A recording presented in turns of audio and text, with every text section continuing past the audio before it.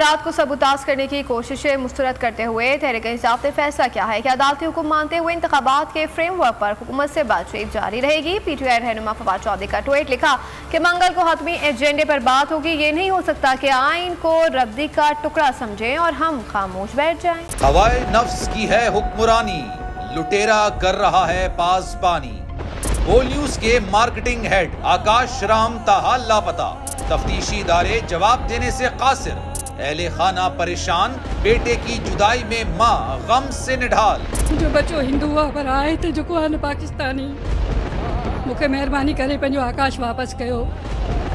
हुकूमत से बेकसूर और मुहिब्बे वतन बेटे की बाजियाबी के लिए फरियाद। आकाश राम के अगवा के खिलाफ अहले खाना की जानिब से सुप्रीम कोर्ट में दरख्वास्त दायर। सुप्रीम कोर्ट के चीफ जस्टिस उमर अता बंदियाल से आकाश राम के अहले खाना की जल्द समाअत की इस्तदा।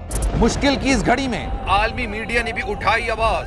CNN, आज तक, इंडिया टुडे, टाइम्स नाउ समेत आलमी मीडिया ने आकाश राम के अगवा के खिलाफ दिया बोल का साथ। उफ क्या जुल्म है, बोल इंसाफ का मुंतजिर। सब्सक्राइब करें और बेल दबाएं ताकि कोई खबर रह न जाए।